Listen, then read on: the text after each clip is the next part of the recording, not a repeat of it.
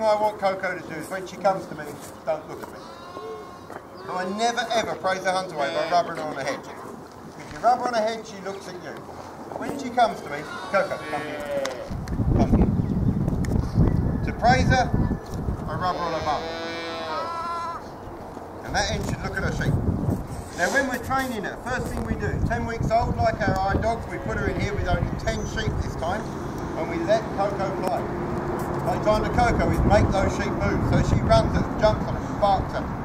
Once she can do that, we attach a rope to her. But I can't tie it to a collar. If I tie it to a collar and I pull it, she turns around and looks at me. So to train our hunt away, we tie our rope not to their collar, but around their waist. Now using this rope, I have more control of my dog tying it to a collar. All we do is we let her chase her sheep again. Hold on the end of the rope. She gets to the far end and everything went tight. She learned, tension there, listen to the boss. Now if you guys have got a pet dog at home, takes you for a walk or chases cars, do this to your dog. I will promise you 2 things. Number 1, sharp tug there, your dog will stand beside you. The second thing I'll promise, you walk down the street like this and people will laugh at you. They go, your lead's on the wrong end, mate. But it does work. Now if you've got a boy dog, please don't do that to the boys.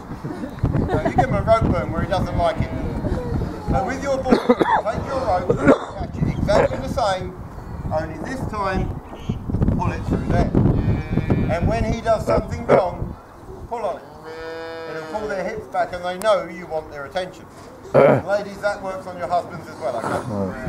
So keep sneaking off to the pub, pull the rope, they'll come home, really quick. Now once we've got her under control, we can now train Coco her command. First thing we teach her is to bark on command. So all we do is we hold on to our rope, we walk towards our sheep, and she naturally, as a puppy, barked at sheep. So every time this young lady barked, I said whatever word I wanted to bark to. Coco, stand. Didn't matter when she barked, I had to say the word, stand. No matter why she barks, I've got to say the word, stand. Stand. Stand. Once you learnt my voice, you teach her a whistle. Now we can train Coco 4 metres in front of me with a 4-metre rope, but I can train this young lady 300 metres away by tying the line to this. And as she wandered off in the paddock and did something wrong, I pulled the fishing line, tucked on there, and told her, I want your attention. Listen to me. Eventually we get rid of the rope, we get rid of our fishing line, and we operate this young lady with our voice and our whistle. Now to teach her to move sheep, I go with her around the sheep and make her push them. She's called a hunt away for one reason. She hunts sheep away from herself. She does not bring them to me. So we're going to show you how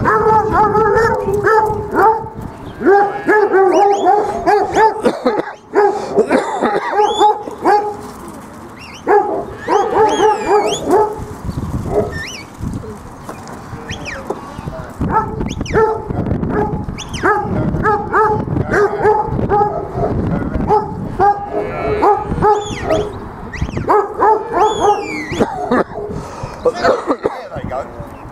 Doesn't bring them to me, just makes them move. Come here. And when I call her to me, come here. Come here. She shouldn't look at me. Coco, come here. Come here. What she should do is look in the direction of her sheep, because she expects her pats back here. If I rubbed her on the head, she'd always look at me, which means she barks at me as well, and I get a header. Rub her on her bum, she doesn't look at me.